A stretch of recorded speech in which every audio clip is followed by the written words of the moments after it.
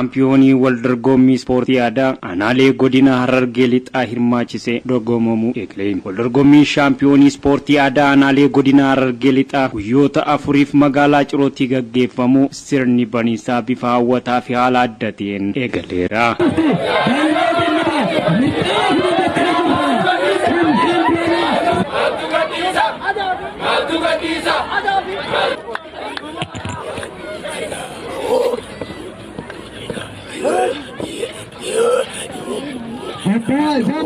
Shaampiyoonii waldorgommii ispoortii aadaa guutuu aanaalee godina Harargee lixaa kunis dorgommiiwwan ispoortii aadaa 11 aanaalee godinichaa 20 jidduutti kan gaggeeffamu ta'us ibsameeti jira. Saganticha irrattis bulchaa itti aanaa godina Harargee lixaa obbo Tashoomaa Kabbadaa fi itti gaafatamaa waajjira dargaggoo fi ispoortii godina Harargee lixaa obbo Abdulbaasiit Ahmad dabalatee hoggansa godinaa fi aanaalee akkasumas keessummoonni garaagaraa bakka argamanitti sirni baniinsaa taasifameeti jira.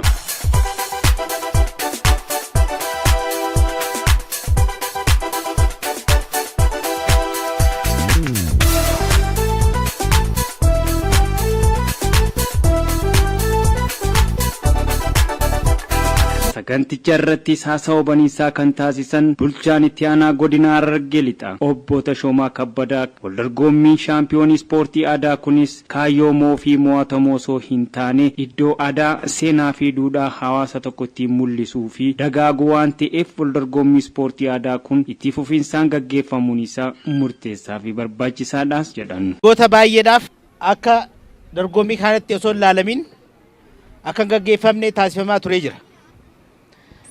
Akka godina Harargee lixaatti yeroo garaagaraa ispoortii biraa irratti kan gaggeeffamaa ture yoo ta'u ispoortii aadaa xiyyeeffannoo kennamee fi baay'ee gadaana waan ta'eef osoo gaggeeffamiin hafee jira.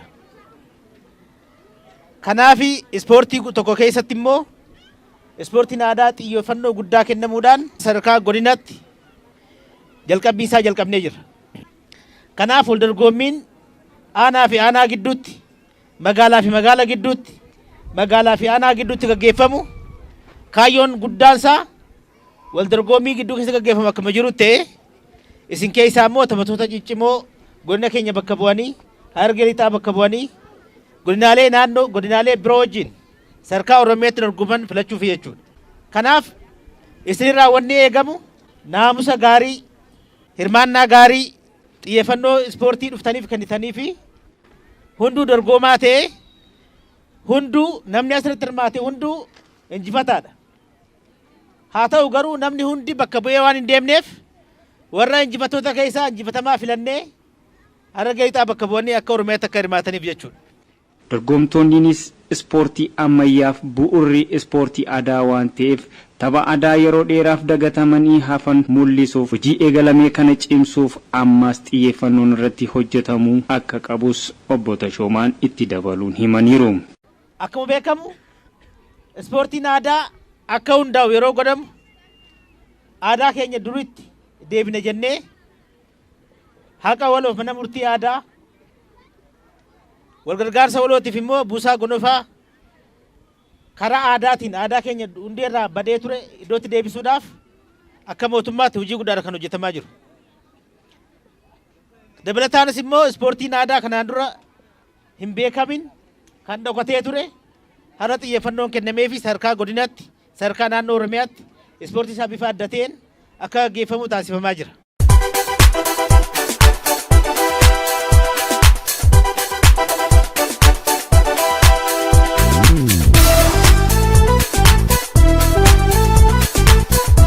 Carraan asirraa immoo taphattoonni ciccimoon asirraa filaman sadarkaa biyyatti carraa hojii guddaatu argamaaf jechuudha. Namni jabaatee hojjete, namni jabaatee dorgome, namni Oromiyaa irratti gaafa dorgomu cimaa ta'ee bee asii deemee carraa guddaa argata. Ispoortii kaaniin kubbaa miilaatiin, kubbaa saaphanaatiin, kubbaa kaachootiin taphattoonni hedduun asii filamanii liigii biyyaalessaa keessatti, Pirimeer Liigii Itoophiyaa keessatti, liigii Oromiyaa keessatti warreen hirmaatan carraa hojii guddaa argatanii jiru. Kanaaf ispoortiin gama tokkoon fayyaa keenyaaf, jabeenya qaama keenyaaf, jabeenya sammuu keenyaaf akkasumas guddina keenyaaf murteessaa akkuma ta'e Gama biraatiin immoo carraa hojii uumuu keessattis iddoo guddaa kan qabu. Kanaaf namoonni dandeettii kanaa qaban aanaan magaalli namoota isaanii asitti dorgomanii carraa hojii argachuu danda'aniifis carraa hojii akka battan. Dorgommichis guyyoota turu kana keessatti karaa naamusa qabuun akka gaggeeffamu qabus dhaamaniiru. Dorgommii jaalalaa miira wal dorgommii gaarii kan bu'aan irraa eegamu kan dorgomaa ciccimaatti argannu dorgomaan asiibanii immoo sadarkaa Oromiyaatti filatamoo ta'anii maqaa godina keenyaa sadarkaa addunyaatti akka waamsistan abdii guddaa isinirraa qabaa. Hundi keessanuu fagoorraas dhiyoorraas dhuftanii ispoortii aadaa akka hirmaattan taasisuu keessaniif maqaa bulchiinsa godina Harargee Lixaatiin ulfaadhaa galatoomaa isin jechuun barbaada. Galatoomaa. Itti gaafatamaa waajjira dargaggoo fi ispoortii godina Harargee Lixaa obbo Abdulbaasit Ahmad gama isaaniitiin waldorgommiin ispoortii aadaa kun marsaa 4ffaadhaaf kan dorgomamu ta'uu himanii kaayyoon dorgommichaas ispoortistoota ga'umsa qaban godinichaaf naannoo bakka bu'uun shaampiyoonii ispoortii aadaa magaalaa Ambootti dorgomamu irratti hirmaatan horachuu fi akkasumas walitti dhufeenya aanaalee jidduu jiru cimsuuf kan kaayyeeffate ta'us himaniiru. Ispoortii aadaa bara dheeraadhaaf adda citee ture kana bifa miidhagaa fi hawwataa ta'e kanaan deebi'ee hojiitti galee jira jechuudha. Nus kanuma sababeeffachuudhaan marsaa kana marsaa 4ffaa jennee bifa kanaan qopheessinee jirra jechuudha. Kanaaf wal dorgommii kana amma kan gaggeessinuuf inni guddaan ispoorteessaa ciccimaa ispoorteessitoota godina keenya bakka bu'anii sadarkaa naannootti ittiin dorgoman ciccimaa keessaa filannee godina keenya dorgomaa keessaa gochuudhaaf.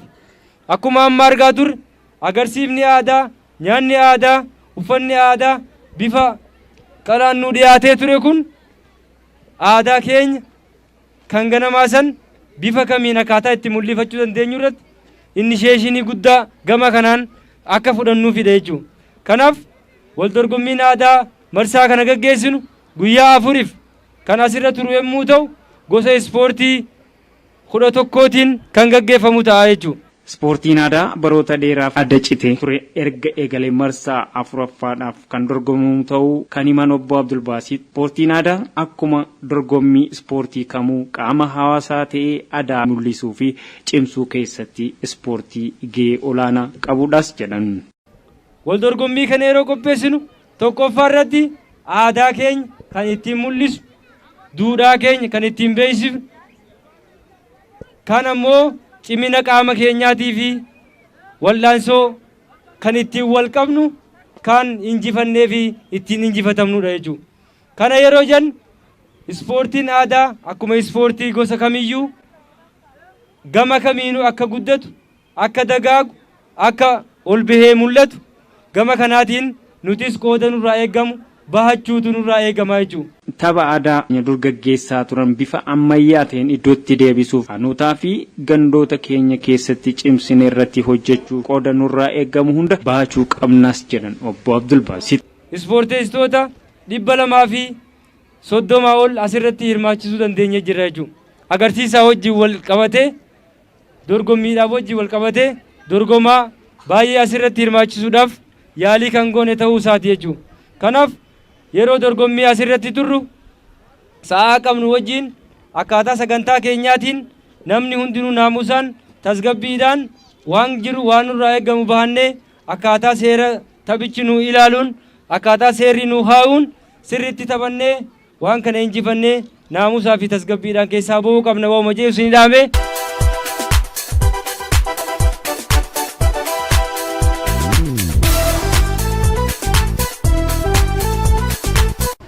Maqaan koo Salaam Mannaayeeti. Insa magaalaa Baddeessaa irraa hin dhufe. Gosa ispoortii nuti irra dorgomuu deemnu saddiiqa, qabsoo fi agarsiisa aadaa nyaata aadaa jechuudha. Godina keenya keessatti bulchiinsi magaalotaatii fi aanoonni hundinuu akka wal argan nagaa fi jaalala wal gidduutti akka dhufu ni taasisa. Tokkoffaa lammaffaan ammas aadaa keenya guddisuu irratti shoora olaanaa taphata. Kanaaf ijoolleen nu bakka butee dhuftulleen xixiqqaan keenya aadaa keenya baraa aadaan keenya hin dhokattu ni ifti bara baraan haaromaa guddataa deema jechuudha. Kanaaf aadaanis akka hin dhokanneef nu gargaara. Inni biraa guddina aadaa keenyaatiif aadaa keenya beeksisuu irrattis gahee olaanaa qaba. Kanaaf nutis kanarratti hirmaatuudhaaf ijoollee qabannee dhufnee jirra jechuudha. Maqaan kiyya Kimiyaa Abubakarin Jaamaa. Aanaan irraa dhufe aanaa Shanar Dhungoo. Gosa ispoortii irratti dorgomee shagoyyee.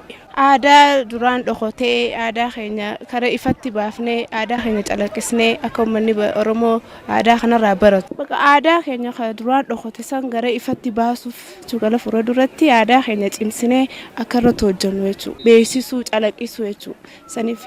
Geetannat Taayyeen jedhama kan inni dhufe aanaa Habroo irraati. Gosa ispoortii ittiin dorgomuun dhufe immoo Shaa jedhama. Tapha aadaa kana yommuu durii abbootiin keenya waggaa hedduudhaaf duudhaan kun dhokotee waan tureedhaaf amma immoo carraa kan argachuudhaan tapha keenya aadaa keenya calaqqisnee waan kana waliin dorgomne haga Oromiyaa qofatti osoo hin ta'in haga taphni kun addunyaa irratti beekame hundumti isaanii baranii. Maqaan koo Maariyaa Abrahaamiin jedhama. Akkaniin irraa dhufe aanaa Shanan Dhuggooti. Amma fakkeenyaaf qabsoo irrattis ta'ee jechuun shaggooyyeedha adootuma nuti hin qabnu irratti akkuma waliigalaatu nama hundattuu aadaan keenya namuutu aadaan Oromoodha aadaa kana fakkaataa jee aadaan kun aadaa keenya waan keenya jee namuu baree. Waldorgommichis guyyoota 4 itti aananiif kan gaggeeffamu ta'us ibsameera. Gabaasni kan waajjira dhimmoota koominikeeshinii godina Harargee Lixaatiin.